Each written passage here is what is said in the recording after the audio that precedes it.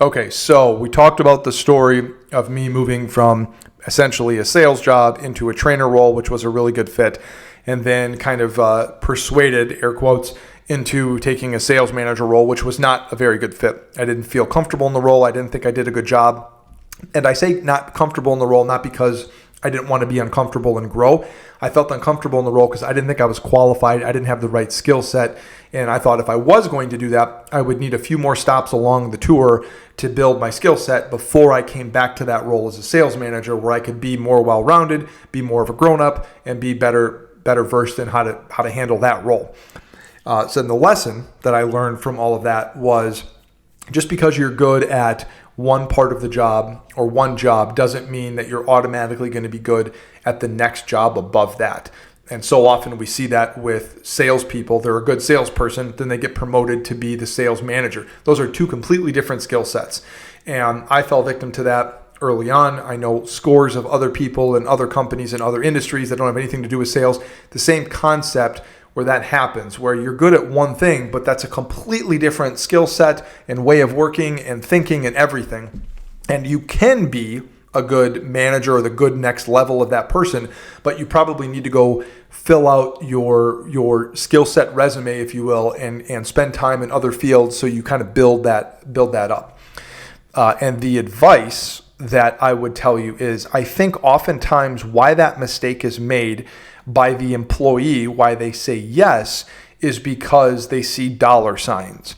And can't blame anybody for that. We've all done it. We've all taken jobs or considered taking jobs that were more money, even if they weren't a great fit for us. But, hey, if I'm going to get $10,000, $20,000 or more of a raise, like that's really hard to turn down.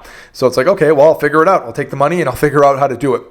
But my advice, as difficult as it might be, and I've tried to force myself to at least consider this as an option, and my wife and I have talked about this a lot with her career as well, is yes, you can't avoid chasing some money to some degree, but more important than that is chase good leadership and find good companies and good people to work with and work for, because that is going to pay off far more in a relatively short period of time than if you just go chase the money knowing that it's probably not a great fit for you culturally or role specific or whatever. So I would encourage people, the advice that I would tell myself if I could go back over again was chase good leadership, chase good company, chase good people. Don't just chase the money.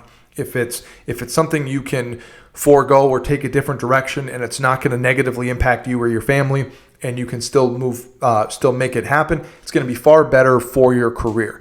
Because typically what ends up happening, you see it all the time in sports, right? You see athletes going from one team to the other and you're thinking, why the hell would you go there? Like, that's not even a fit at all. You're the fourth person on the team that's going to need the ball all the time, or whatever the case is. And the same thing with the company or the sports teams that you see is like, why would you get that person? Like 7 years ago they were great, but right now they're not great anymore. So why are you overpaying and overspending for that name?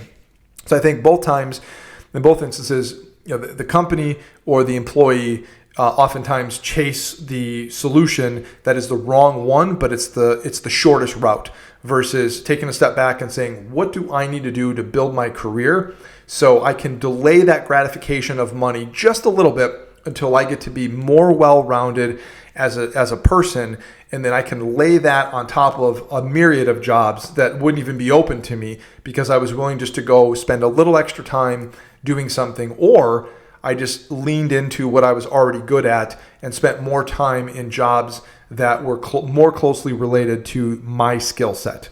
So that is the advice that I would give. Don't chase money, chase good leadership, chase a good opportunity, chase the opportunity for growth, and you will be very happy with yourself in short order.